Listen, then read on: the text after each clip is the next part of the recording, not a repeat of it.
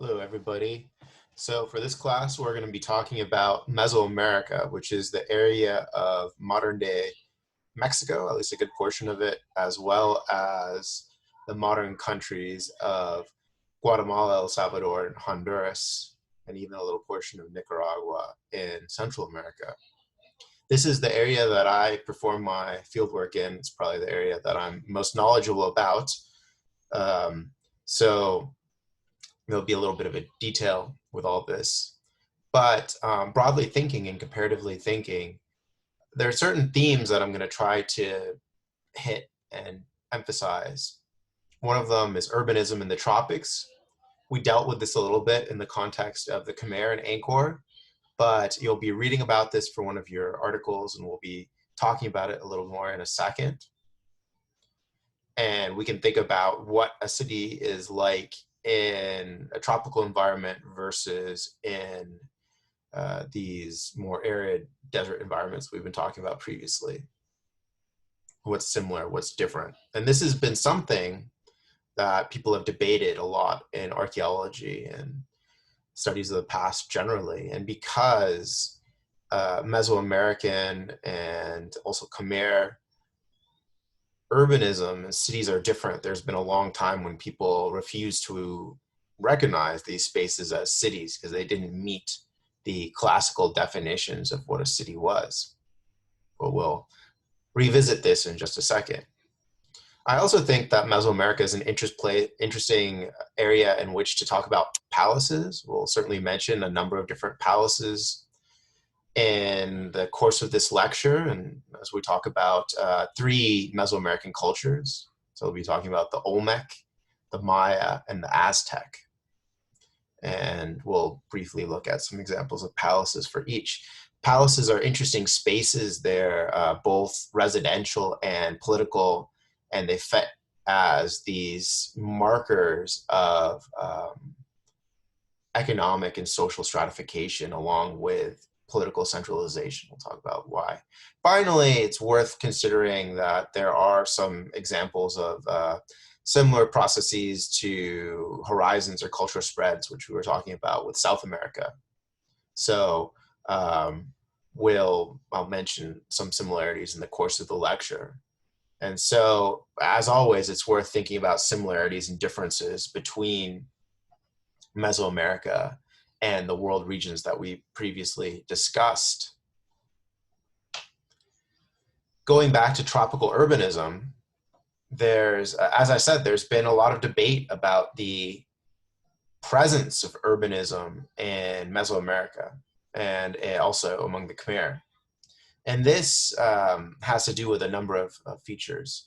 One of the basic things that we talked about with the Khmer also applies in Mesoamerica, and that's the archaeological problem of finding and identifying remains. So finding sites especially in heavily overgrown jungle environments. And until recently with LiDAR, this was quite difficult to do. It was labor intensive. And so people spent years and years walking transects in the jungles in the Maya area, for example, and still were not able to complete full maps of these cities. And so if you don't have all the data, you can't really accurately determine how dense settlement is or really talk about the characteristics of that settlement. This has been something that we've managed to move past thanks to LiDAR and remote sensing. Another issue with these debates about whether or not these tropical civilizations had cities or were even densely populated. And so this is something, we're not going to be talking about the Amazon and Amazonian peoples of South America, but this has been a debate in the Amazon as well. Were there many people there or not? Have to do with the nature of these settlements. And what we see in Mesoamerica specifically, and also among the Khmer, is that there's a lower density of settlement than there is in Mesopotamia or in other urban societies. So people are spreading out more over the landscape. They maybe don't have water and other features as much limiting factors as they are in desert environments like Mesopotamia. But also just the nature of these spaces are different. And so what we see with Mesoamerican cities in particular is that density, it gradually decreases. There's not a clear boundary or an edge. There's not usually, at least, a city wall that encloses all of the houses in the settlements. There's this general decrease in density that may be hard to clearly define or delineate. And people are using these spaces in a different sense as well. So it's common for people to have plots of land that they farm or gardens within these more urban spaces, so within Mesoamerican cities. And but despite this, we know that there were cities in Mesoamerica that had over 100,000 or 200,000 people even. So Tenochtitlan, the capital of the Aztecs, was quite large. It was larger than any contemporary city in Spain. So the conquistadors were amazed when they came to Tenochtitlan. And there are Maya cities that may have had more than 100,000 people as well during the height of the Maya civilization, the classic period. So it's not that these spaces were small. They're just not as densely packed. They're not as homogeneous.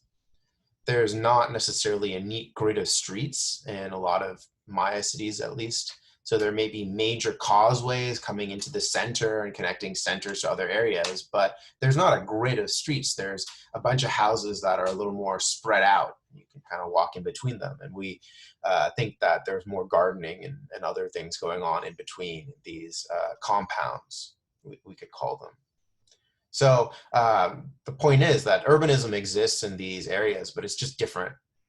It's lower density and has a distinctive characteristic. And we can make a lot of parallels, as we've been saying, with the Khmer and with Southeast Asia. There's similar environments, and there seems to be a lower density there as well. Another theme that we can flesh out a bit more, we've certainly hit on it, is the importance of palaces.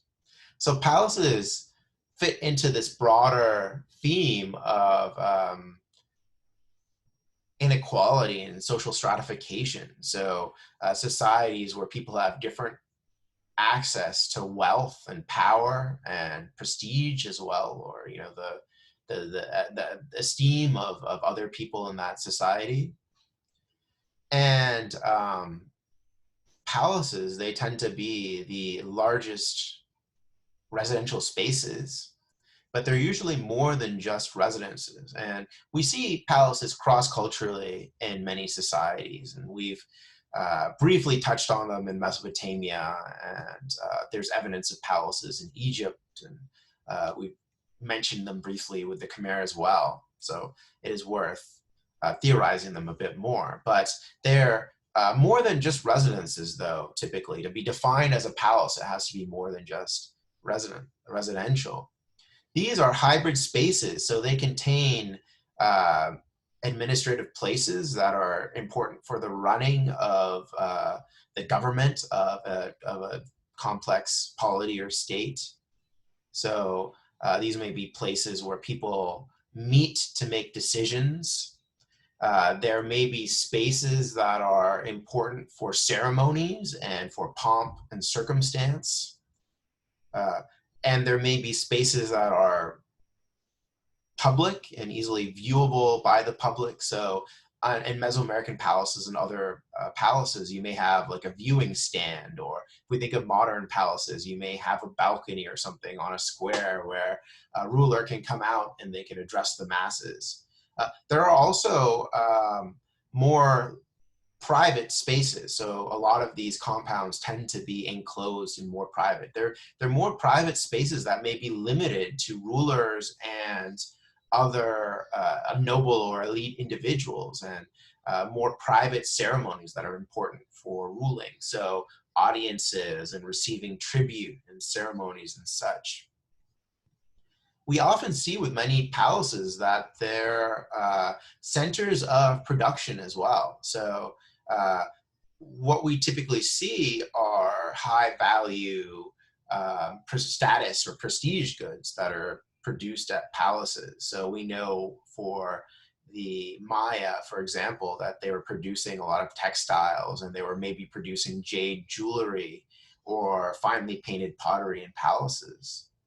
And sometimes there's space for storage as well. So the accumulation of this is part of many definitions of palaces, especially outside of Mesoamerica. But there may be spaces where large amounts of valuables and also supplies can be stored and accumulated in a palace space. And there's also always going to be a residential portion of these complexes as well, where rulers live and can be, they and their families live and are taken care of. When we talk about how to identify them, we can look for these different types of spaces. And we can also look for, broadly speaking, structures or complexes that are larger and more fancily decorated than everything else. So we can measure out the areas of different spaces and compare them to one another. And also places that are prominently located. So these larger, more ornate complexes that may be on principal street or principal plaza or whatever else, or that are located in the center of a settlement. So this suggests that the builders of these spaces, they have access to more resources than their peers. They're able to build larger and more fancily than their peers. And it also suggests that they have preferential access to space. So palaces, they're really a sign, they're an indicator of a highly stratified society, and they're an indicator of a usually are an indicator of a politically centralized society with a ruling class or rulers. There may be multiple palaces and sites. They're not necessarily restricted to a ruler or a king or such. It's worth noting that the size and nature of these complexes, they vary quite a bit from region to region. And so in Mesoamerica in particular, they tend to be a little smaller and a little different than they do in other parts of the world. So we think about Mesopotamia, or their palaces in the Andean world. We didn't really talk about them too much, that are quite large. Because of the building techniques and because of the environment, the tropical environment in Mesoamerica, outdoor spaces are a lot more important. And so we have a lot less roofed in and a lot smaller roofed in spaces. We don't necessarily have as clear evidence of storage areas either, just because of the potential ways that things were stored in Mesoamerica. So imperishable structures that are elevated off the ground that might not so easily preserve. But nonetheless, we have these large ornate complexes that are centrally located and serve these potentially multiple purposes in those societies. With those concepts out of the way, we can talk a little bit about how we define Mesoamerica itself. So Mesoamerica, as I said, it's made up of a good portion of central and southern Mexico, as well as a good portion of Central America, so Guatemala, El Salvador, Nicaragua. There are many different civilizations spanning 3,000, 4,000 years, I'd say, actually, prehistory that we know from Mesoamerica. We're only going to mention 3, but some of the major ones are the Maya, the Aztec, Olmec, with other societies as well, like the Toltecs or the Mixtecs that we won't mention, even though they're quite fascinating and worth getting to know. So Mesoamerica, it is a rugged and topographically diverse area. It's It's really defined by the convergence of multiple continental and oceanic plates that have pushed up relatively young and steep mountains. So a lot of Mesoamerica is mountainous. There's a significant variation in topography throughout Mesoamerica, and you can go from lowlands to highlands relatively quickly. So in that sense, it's a little bit like the Andes, though the Andes are taller and bigger than the Mesoamerican mountains. The area is defined also by volcanism. So where those plates come together, this is part of the larger Pacific region called the Ring of Fire, where there's lots and lots of volcanoes. So there are many volcanoes in Mexico and Guatemala and El Salvador, and volcanic eruptions have made up an important part of the history of the region today and in the past, with some major volcanic eruptions having been known to destroy and bury settlements in areas like El Salvador and Mexico in the past. And as we can see, there's a lot of mountains. It's quite mountainous. So you can go from low altitudes to high altitudes fairly quickly, and there's a premium on flat land.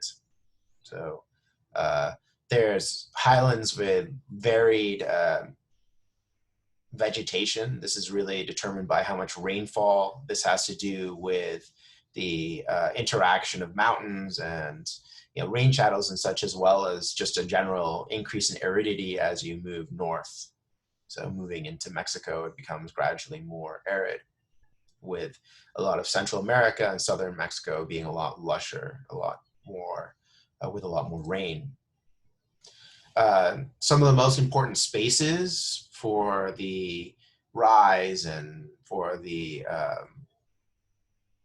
for Mesoamerican civilization are intermontane valleys. So one of the largest and most important of those valleys is the Valley of Mexico.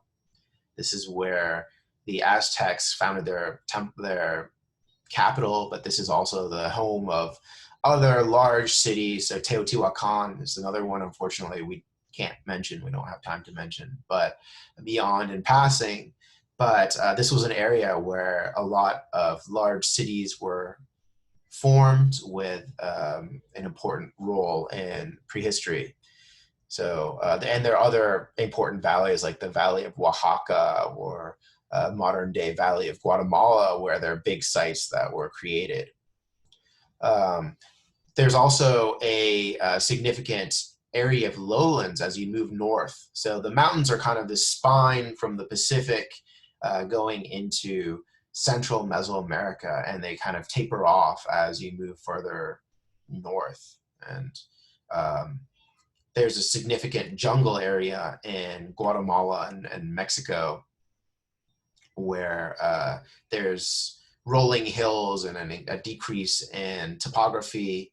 This is an area that's defined by dry and wet areas. So low-lying areas are swampy. This depends on the dry and the rainy season, with the slightly drier, higher areas. And of course, it's hotter, and the plants that grow are different.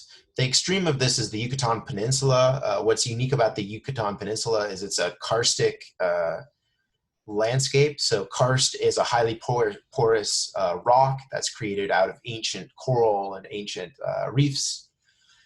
Because that rock is so porous, there are no flowing rivers in the Yucatan Peninsula. All of the water is subterranean, and people access the water table through sinkholes, or what are referred to as cenotes. So this is an image of a cenote right here. These are caves where the roof is collapsed. And this area is a lot flatter, and there are challenges farming and such, though certainly the area was farmed by Maya peoples, by Mesoamerican peoples. But generally there's a thinner layer of soil that you have to tend a little more carefully. Because this area is so mountainous and with such steep valleys and such, there are only a couple river systems really that you can navigate in Mesoamerica, for at least for much of their course. These being the Usumacinta and Grijalva rivers in southern Mexico or on the border between Mexico and Guatemala. A lot of the rest of the rivers are not, it's not really possible to navigate them except for possibly near the coast where they join the ocean. So there's a lot of these fast running, relatively short rivers that define the Mesoamerican area. So this was an area, because there are few navigable rivers, because it's really rugged, this was an area that wasn't really, it didn't lend itself to being able to travel long distances quickly or easily. And this has always been a challenge, or this is a challenge for Mesoamericans. So outside of some toys, for example, Mesoamerican societies never invented the wheel. But it's been argued that even if they had the wheel, it wouldn't have been of much use because of how rugged and inhospitable the terrain was for creating roads with tracks that you could have wheeled vehicles on. The area is also defined by its food staples. So this is the homeland of corn or maize. There are many, many varieties. And this makes up part of a broader trinity. It's called the Trinity. And these are corn, different types of beans, and then squash. And these often were grown together. With other important plants being things like agave. So agave is used for its fibers. It's also a source, if you know about agave, you probably know it as the source of tequila today. There are lots of different chili peppers that are from Mesoamerica. This is an important part of their cuisine. And chocolate, or cacao, is originally from Mesoamerica, though it's also grew in the Amazon. But it's most famous in the prehistory of Mesoamerica. It was actually used as a currency, and it was an important social and ritual item. It was heavily farmed in areas where it could be farmed. In terms of all the world areas, Mesoamerica really has the most limited, poorest number of domesticable animals.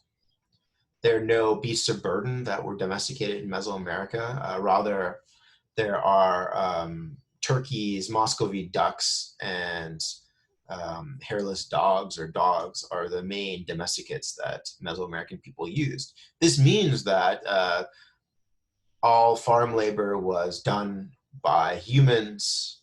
All materials were carried by humans for building large-scale architecture. All of this, all trade was carried by human porters, or people carrying large loads as well. There were no beasts of burden. And this is a significant difference between Mesoamerica and other world areas. Generally speaking, when we talk about Mesoamerica, we divide the chronology into, or at least of complex societies, into three major phases. These are the pre-classic, or the formative, the classic, and the post-classic. So pre-classic, we're talking about 2000 to AD 250. The classic is 250 to 800, and the post-classic is, or we'll say 1,000 for the late classic, so 900. So the post-classic is maybe 900 to 1,500, and you can subdivide those into sub-phases. This was a chronology that was really defined by, or created for, the Maya. There are some issues with it.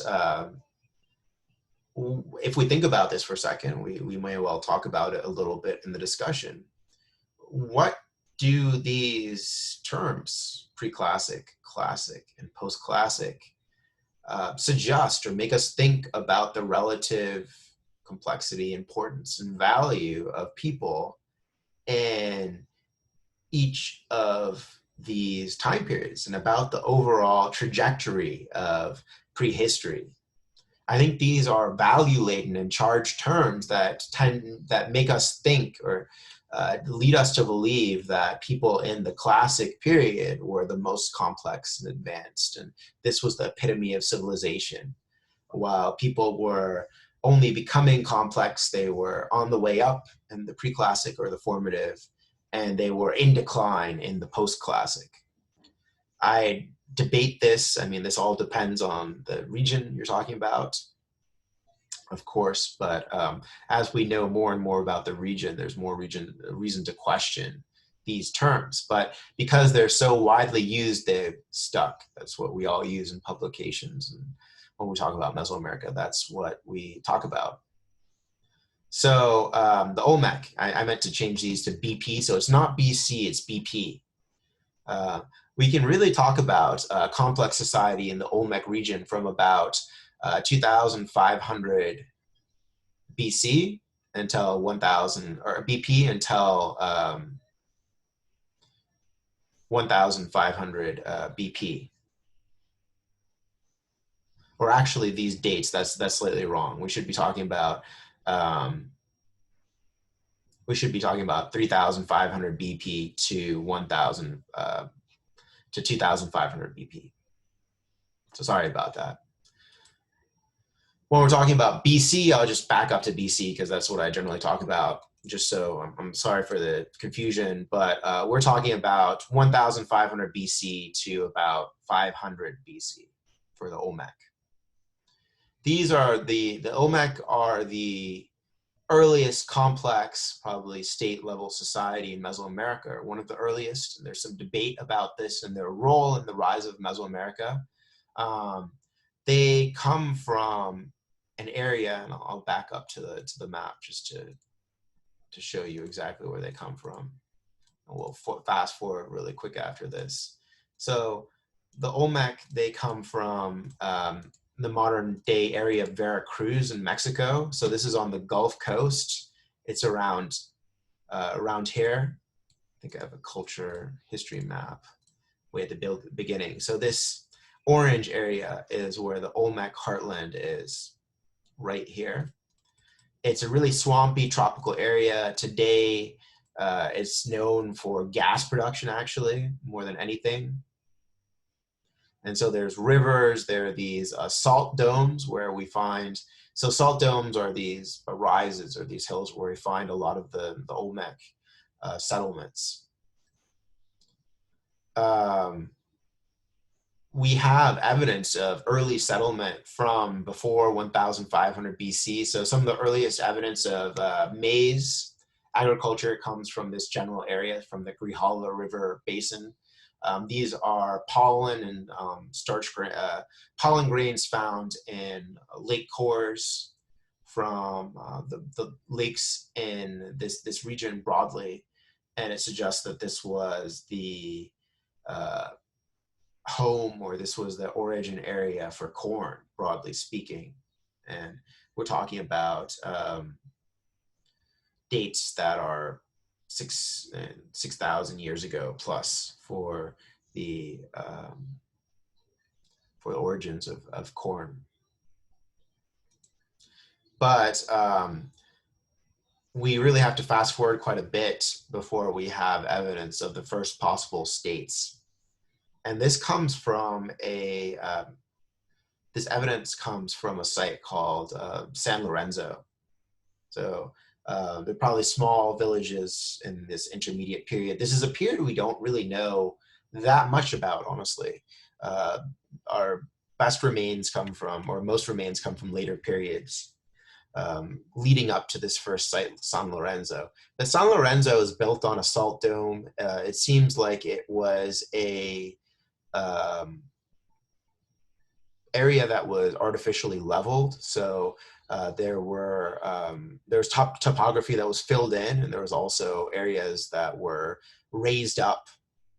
People used to say that the site looked like an eagle or a jaguar. I believe an eagle, but it's something that most people discount nowadays. What San Lorenzo is really most famous for are its thrones and its monumental Olmec heads. And these are really our primary evidence for emergent or emerging complex society. So this art style imagery from rulers at this site of San Lorenzo. These heads are huge. So I believe there's 16 of them altogether, and 10 of them are from San Lorenzo. They weigh tons. They're, as big as multiple people, and they're made out of hard basalt stone. Each one of them has a face that's different. So no large Olmec stone head is identical.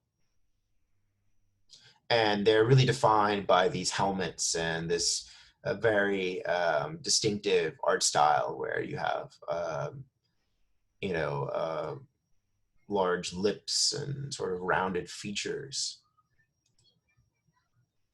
So they were quarried from highland areas, from basalt outcrops, using stone tools, and they were transported along the rivers several hundred kilometers. So they're transported 100 kilometers or so plus. They're transported over long areas. And what does this suggest to us about the capabilities of the Olmecs when they're building these heads? They're organized enough to fabricate and move massive monuments that will have required significant labor over large parts of the landscape. So in areas like San Lorenzo itself, and also sites like La Venta that we'll be getting to, these sources of stone aren't close by, and so they have to be moved. This suggests a degree of organization and complexity. This is one index. So moving multi-ton monuments, probably using rollers and using the rivers when possible, would have been quite the feat. When we think about these monuments as well, we don't have writing from this period, so it's hard to know for sure. But most archaeologists believe that these are probably images of rulers. They're probably images of local kings or rulers. What's interesting about them also are these pockmarks you see on the monuments. It's believed that these may be ritual termination. So when people were decommissioning the monument, maybe when the ruler died or later on, they actually defaced or scarred the monument. And this may be a way to remove some of its power or whatever else. And yeah, we can see some more of it here with some different pictures of the pockmarks and defacing. So these, along with some thrones, and we'll talk about, there are a couple of thrones from San Lorenzo. We'll talk about thrones more at La Venta and what they are, so bear with me. They're artwork that suggests complexity. There's also evidence of potential palatial structures. So there's a structure at San Lorenzo that's been excavated called the Red Palace. These are some pictures. There are stone columns within it. It's pretty modest, though. I think it's something like 40 by 20 meters or something like that. There's also potential drainage within it that we can see. So some kind of rudimentary drainage ditch. Maybe it's within the structure. Maybe it's some kind of plumbing. Who knows? But some people argue that this is a palace. Not everybody accepts that interpretation. I wish I had a map. But what we find commonly in San Lorenzo and throughout that suggests a greater degree of complexity as well is the importation and storage of exotic goods. So obsidian is a really important resource in Mesoamerica. They didn't use copper, bronze, or metal for knives or cutting implements, really. Certainly there wasn't metal smelting or anything like that in these early periods, but Mesoamericans really never used metal for cutting implements or for such. And so one of the best forms of sharp blades for them was volcanic glass. They're using stone tools, and obsidian is one source of volcanic glass. At San Lorenzo, we find obsidian from large amounts of obsidian imported from multiple volcanic sources throughout Mesoamerica. So they were bringing in obsidian from distant sources. They were importing hematite, which is a red pigment, as well as these metallic, quasi stone metallic blocks right here. These are all things coming from far away. So this is a society organized enough to create large monumental art. They're organized enough to possibly modify the landscape of San Lorenzo. So they're filling in a plateau and they're shaping the plateau that would have required significant work. They're potentially building some housing that may serve public purposes, but certainly was bigger than other houses, like the Red Palace that has specialized features, so columns and drainage and things like this. And they're also importing multiple exotics. So jade is another thing that they're importing. There's some debate about whether or not this was a state, a full-blown polity at San Lorenzo, because we don't have as clear evidence. You know, we could debate, are those really rulers? We don't have the big pyramids and things like that that we have later on, and ball courts and such in Mesoamerica. So there's some debate about whether San Lorenzo is a state or some form of unequal society, like some form of chiefdom. But there's enough evidence to suggest for some people that it was one of the earliest states. By 1000 BC, we see the rise of another major Olmec center, the center of La Venta.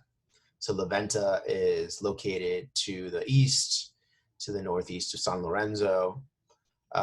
It's a site that does contain pyramidal structures and more well-defined architecture. So plazas, these open spaces, are typical of Mesoamerican sites.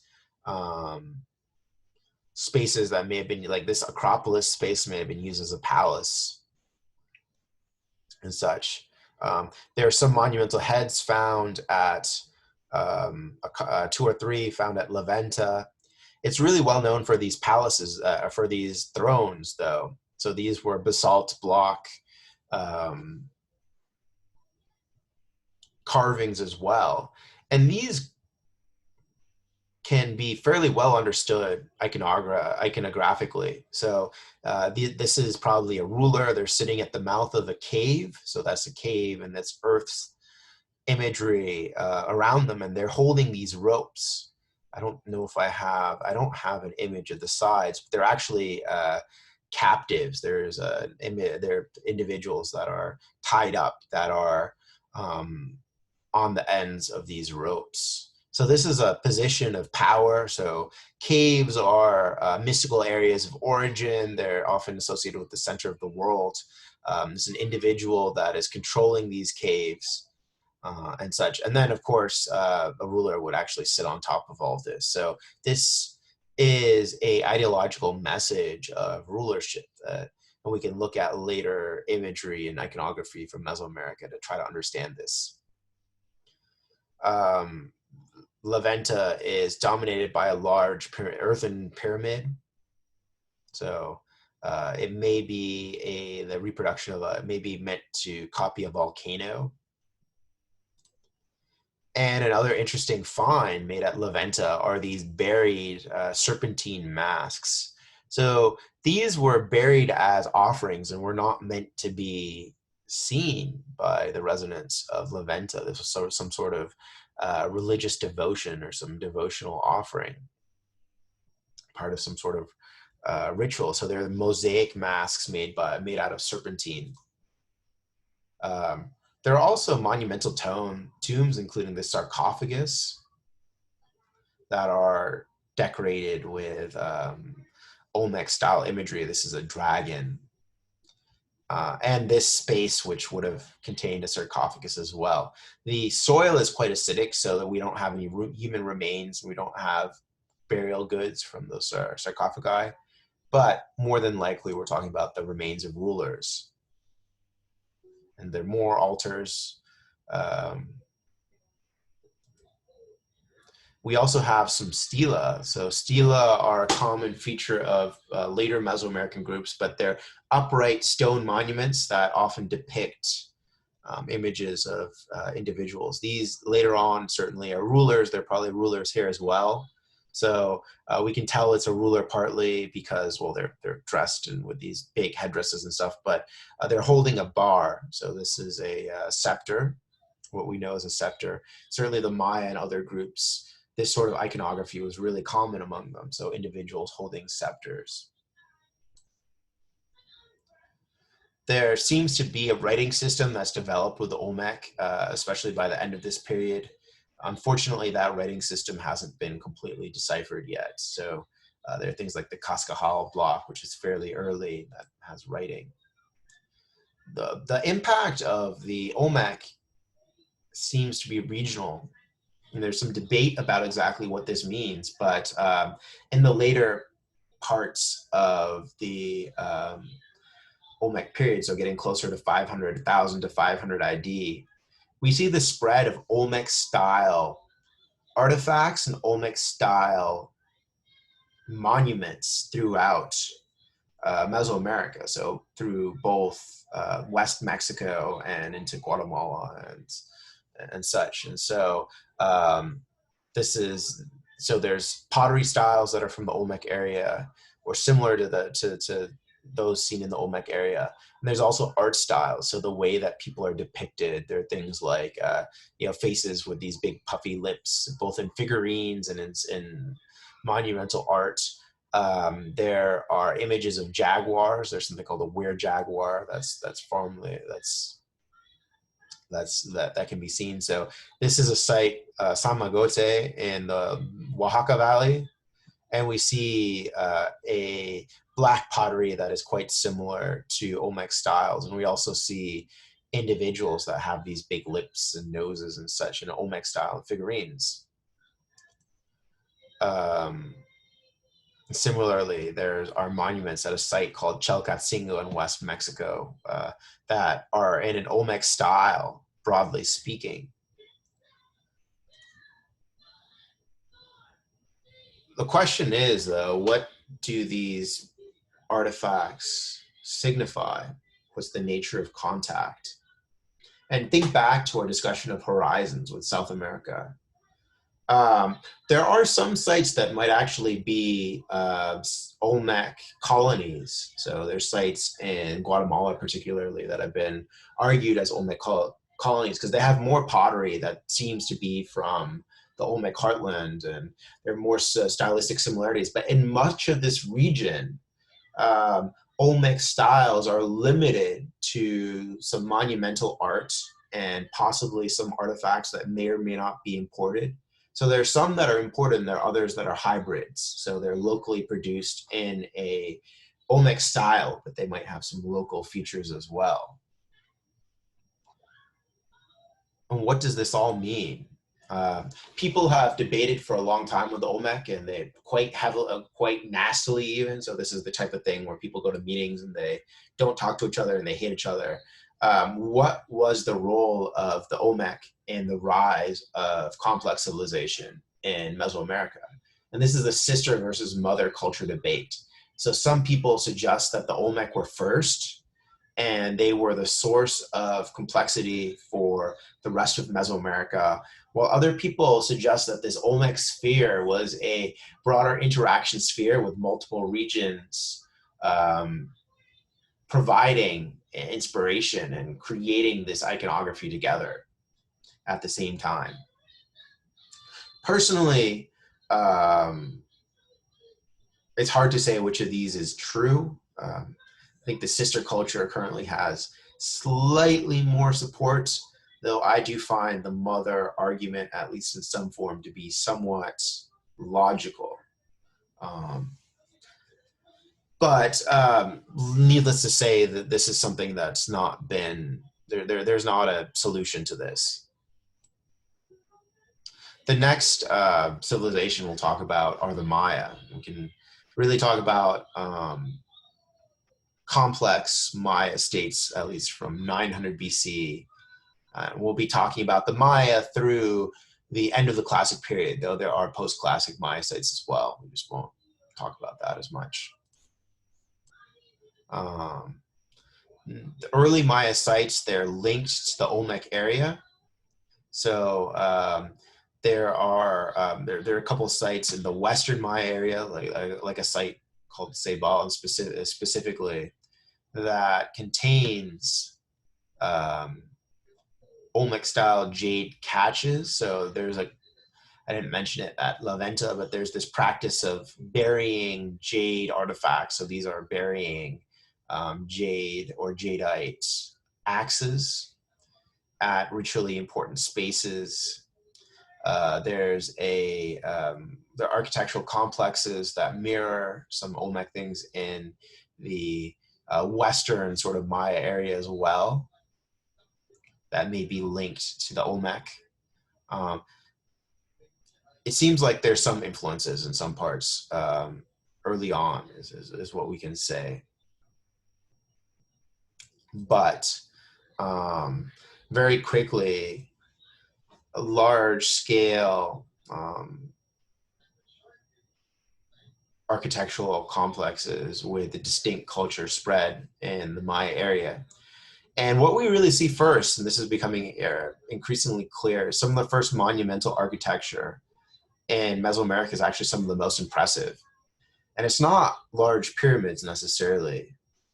They're actually these projects, and this is similar to what we talked about with San Lorenzo, but there are these projects where the landscape is filled in, where plaza spaces are leveled. This means that they're filling in low points, and they may be raising areas up to all be at the same level.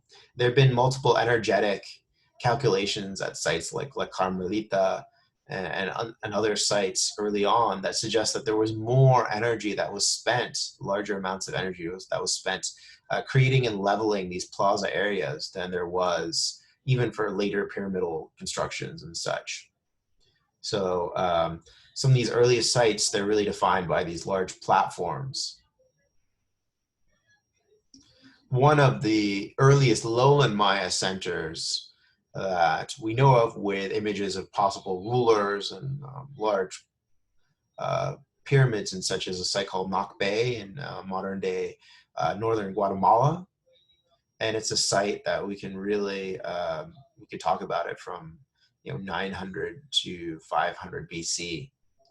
It's defined by multiple large plazas and pyramids. There are also monuments like this that may probably depicts a ruler, though we don't have hieroglyphic writing on them at this point that can identify a specific ruler. These pre-classic sites, they're really defined by large platforms and pyramids that are often decorated with a lot of stucco. So stucco is a form of plaster with masks made out of that stucco. So an early common form of decoration are these stucco masks. They're often on either side of staircases. They're probably showing deities. It's been argued at sites like Cerro, so this is an early site at Belize, that these masks, they help to define a central spot. That's the center, that a ruler can control. This is the axis mundi, or the center of the world. And so they iconographically frame somebody up on top of the platform as controlling, a central point of power. And so we have the rise. This is oriented to the rising and the setting sun, and with different masks representing different aspects of the solar cycle and importance, and the morning star and the evening star as well.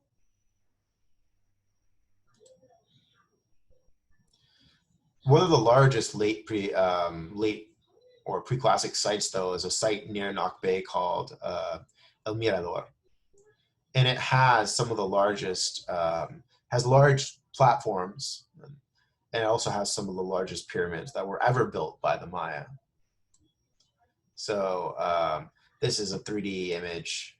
The largest, the tallest construction at El Mirador is called the Danta complex, but there are two large complexes like that, Danta and Tigre. They were so big at first that people flying through the area thought that there were small hills. They were hills, not pyramids. But these were large plastered platforms with pyramids on top of them on different levels. And I believe Danta is over 60 meters tall. And it compares quite, it's a lot larger than a lot of contemporary pyramids. It's really only smaller than the Pyramid of the Sun at Teotihuacan. So this is in central Mexico.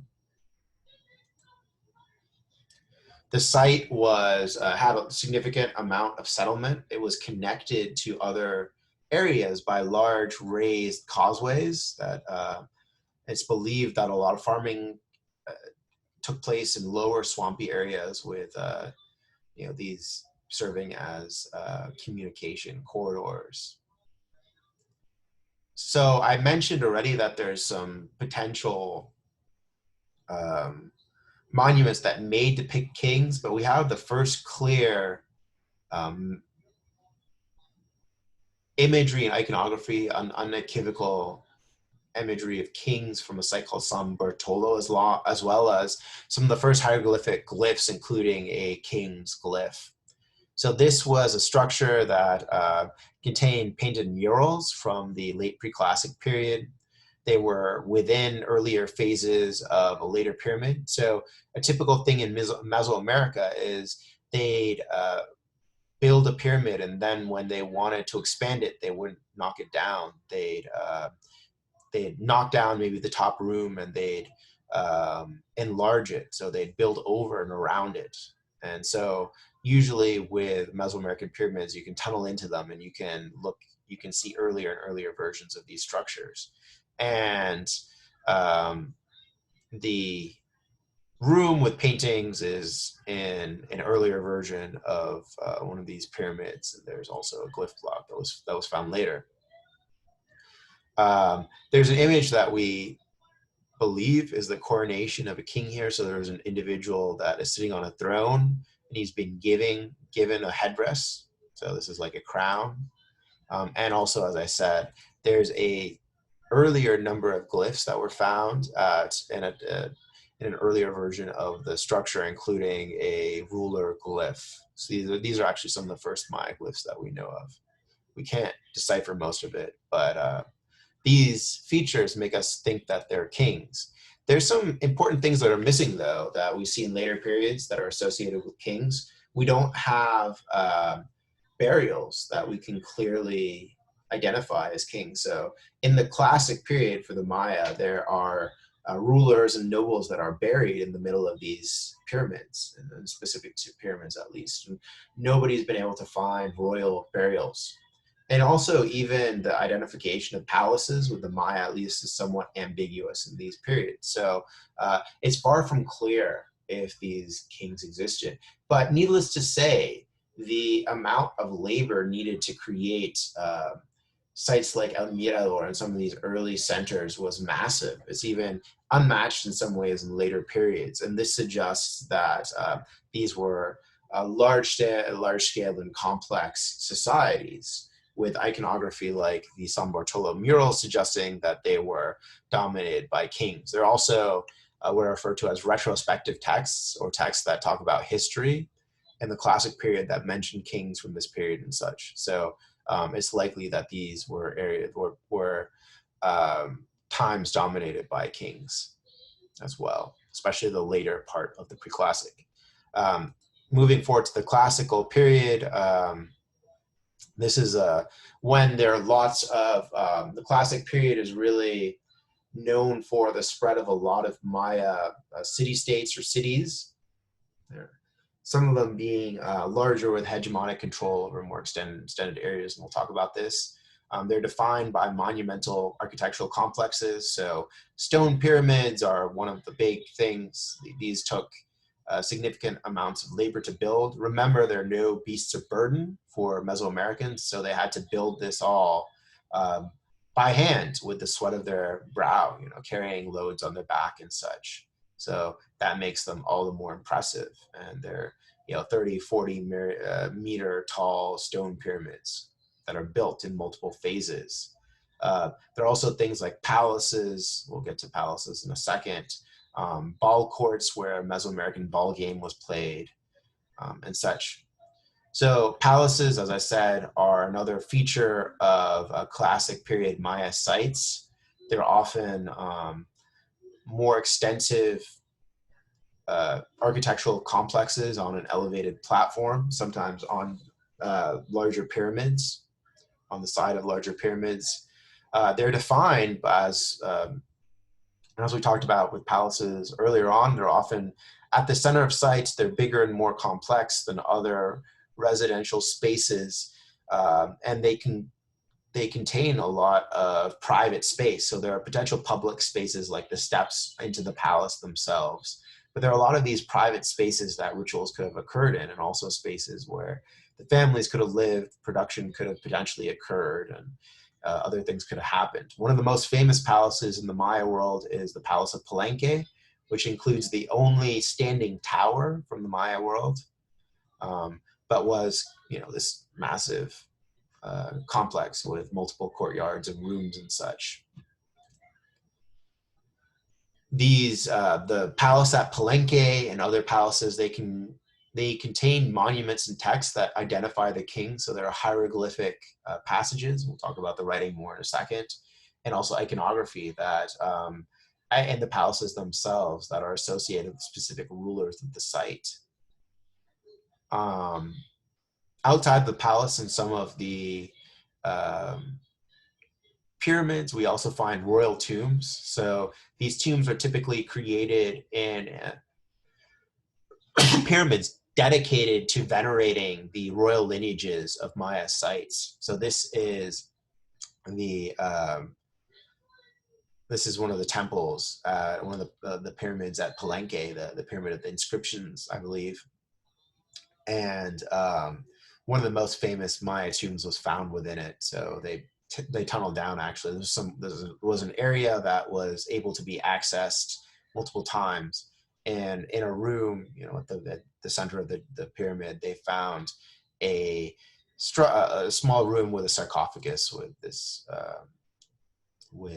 fancier lid. I'm not showing the lid here.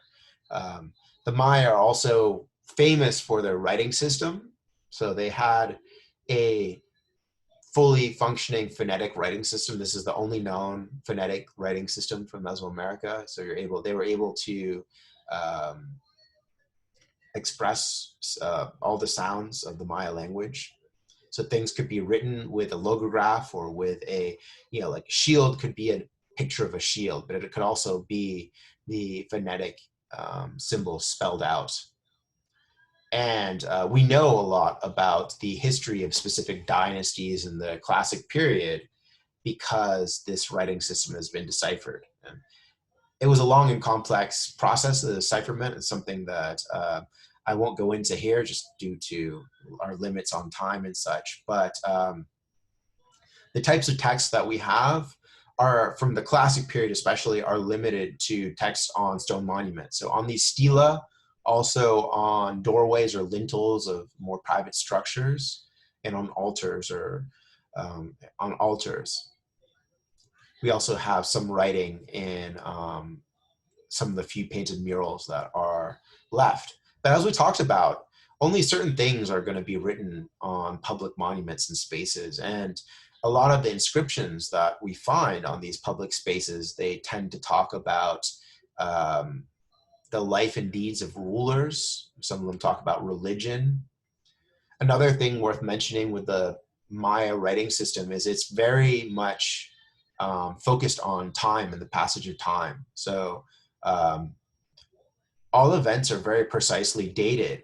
And each sentence essentially begins with a reference to an initial date, so, or the previous date. So they'll say so many days after this, you know, King so-and-so was enthroned in office as the ruler of this site.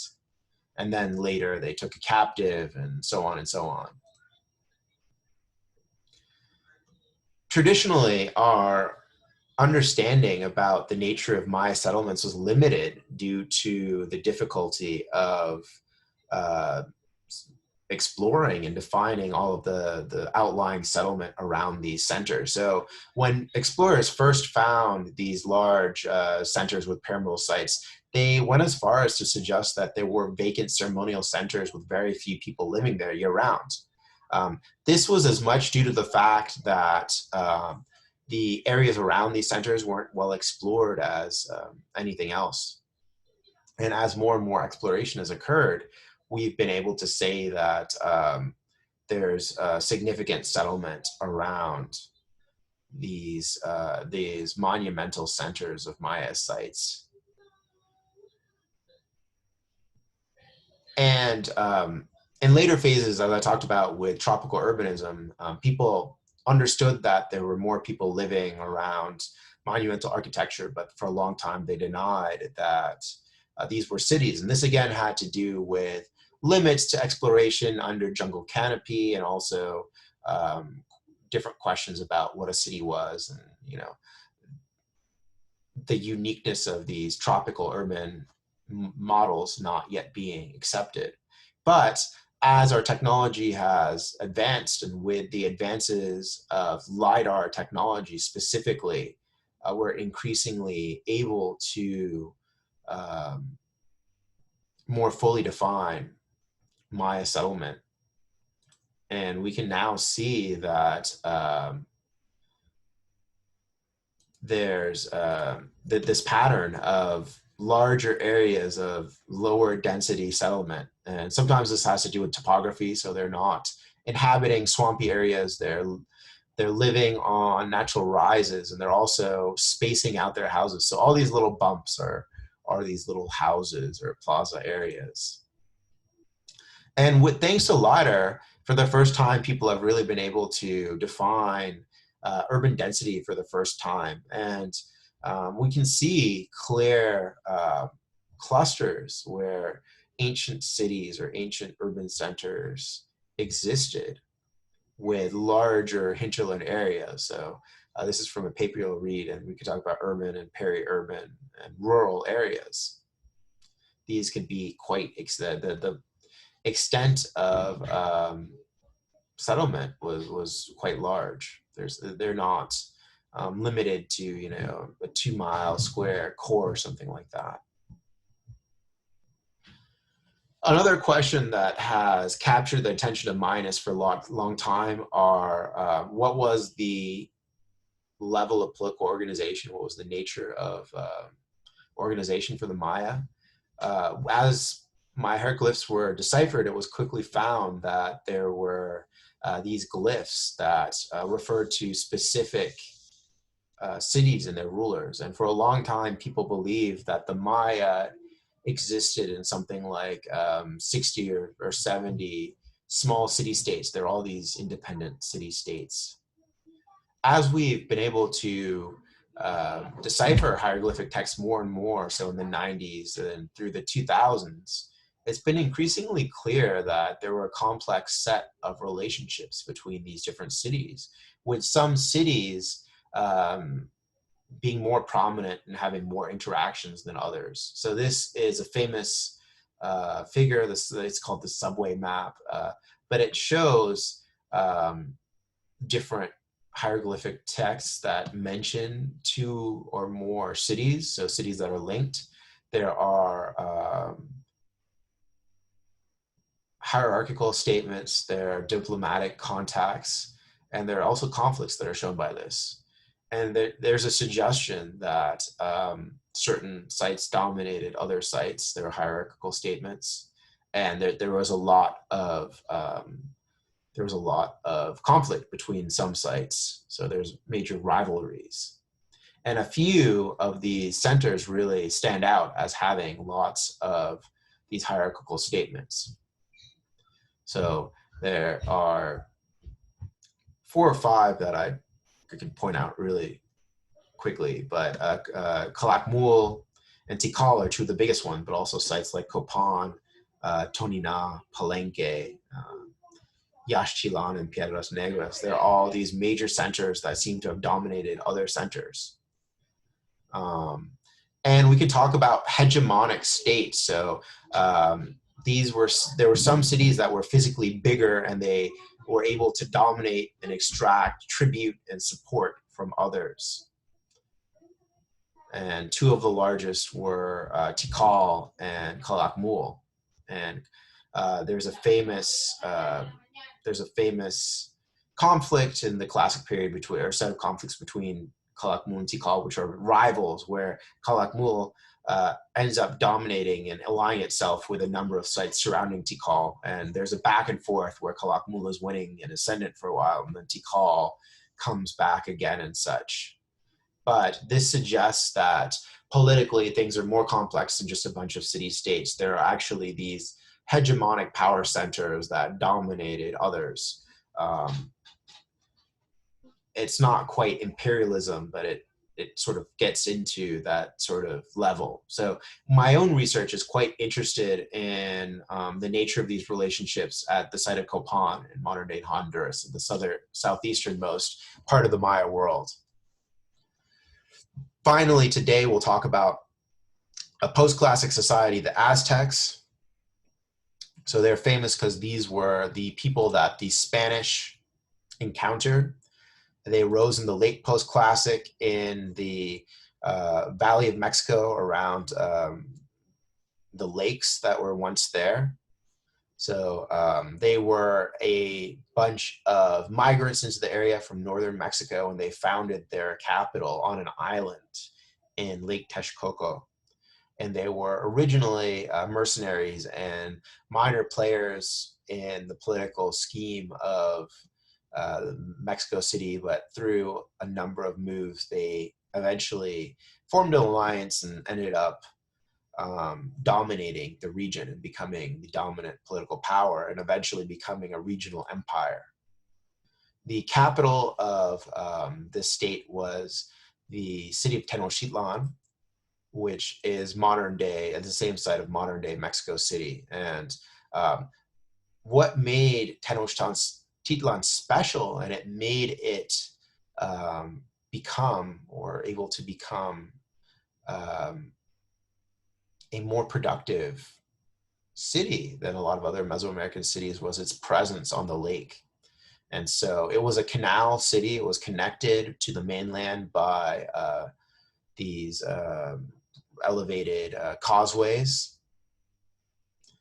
And it had a special form of agriculture, raised fields in the lake. So people would dig up muck from the bottom of the lake, and they'd raise up these fields that was super fertile. There's a few parts of this raised chinampa, or raised field agricultural system, that are still preserved in Mexico City today. So you can go to a place called Xochimilco. It's cool because you can go on these boats and eat food, and they have mariachis and stuff like that. But this allowed the Aztecs to create one of the largest cities in the world at that time. So at least a couple 100,000 people. And it also let them overcome some of the logistical limitations of other parts of Mesoamerica. So they were able to move goods around in canoes on the lakes and through canals and such. And they were able to farm quite productively in these chinampas.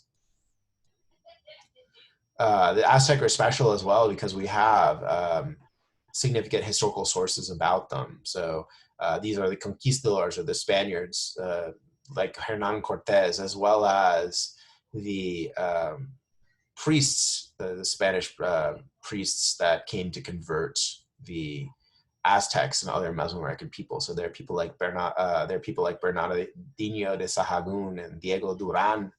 And each of these people, they wrote accounts about the conquest and about the culture of the Aztecs, including their politics and their history. Sahagún's volumes, the Florentine Codex, in particular, are quite famous because there are multiple volumes that tell us it's like an encyclopedia of the Aztec nearly.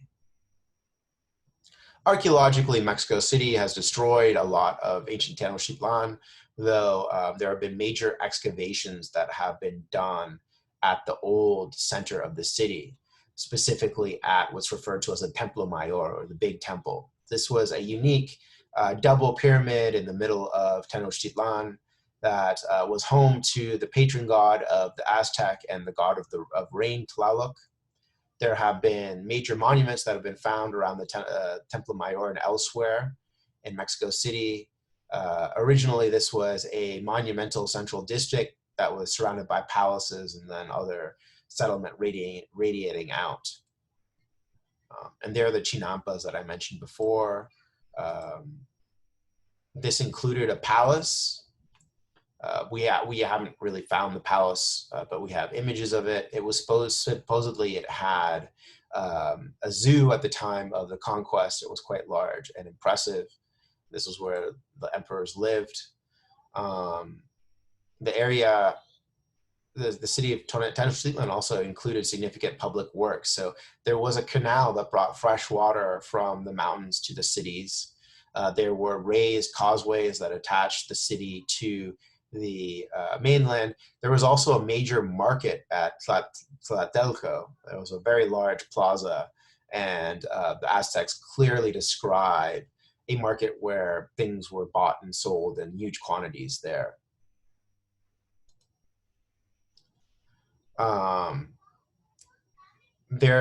While the Templo Mayor was partially razed as Mexico City was built, today, there have been major archaeological projects meant at uncovering the history of the structure, and they found a lot of interesting finds beyond just the history of how many layers were part of the structure and such. They found, well, it was part of this major ritual core with multiple temples, associated with a major sculpture. So this is a really famous sculpture. It's the Aztec calendar stone. There are also things like structures to the goddess Huatlique and Huayhuaxiqui.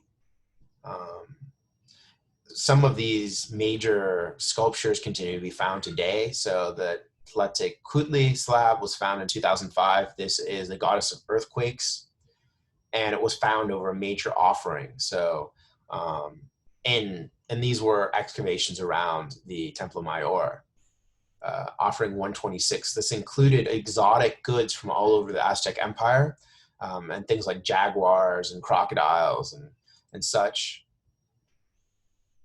And finally, when we talk about the Aztecs, it's worth noting that they employed a specific type of imperialism that led them to be able to conquer large parts of West Mexico.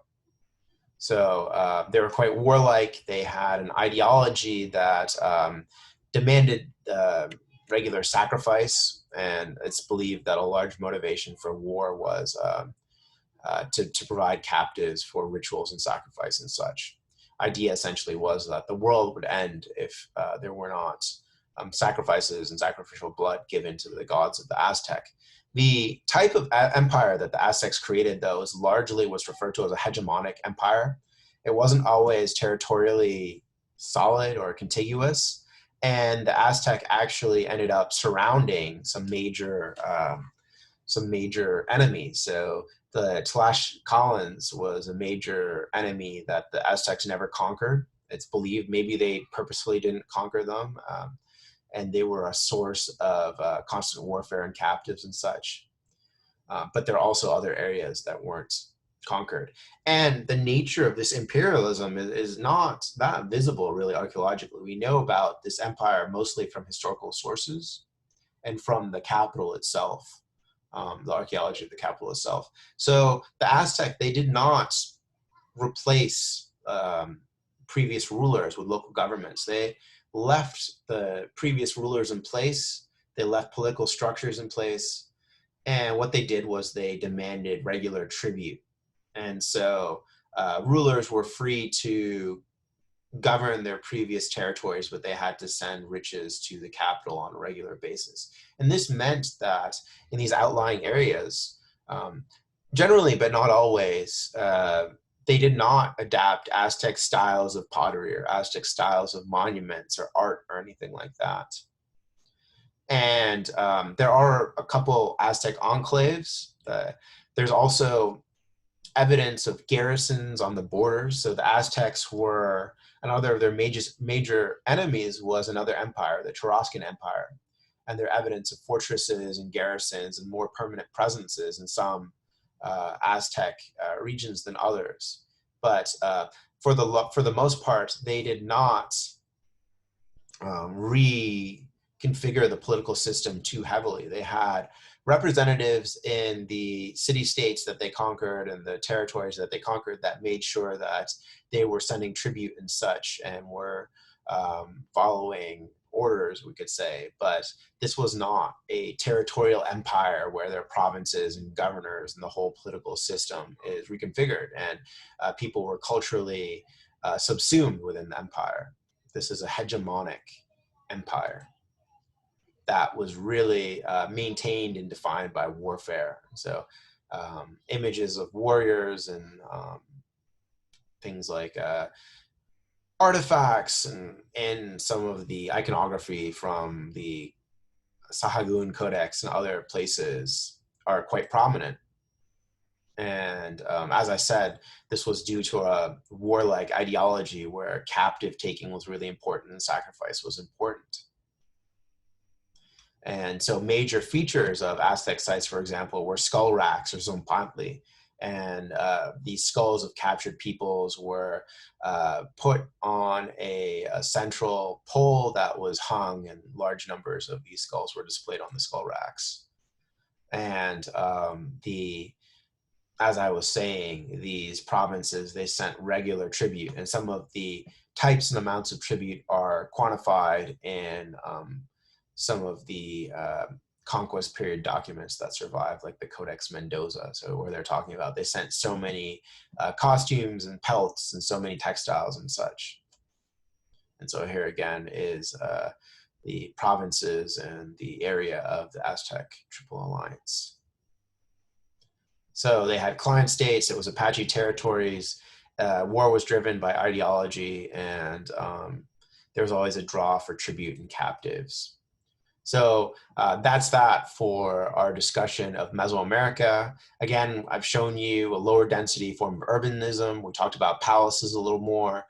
We can talk about horizons with the Olmec at least. And there are also broad similarities. So we have, in Mesoamerica, we have large scale monumentality. We have iconography of rulers. We have fancy tombs, all of these things, writing systems. It's a fascinating area. It's where I work. And so it's always a pleasure to talk about it. So that's it.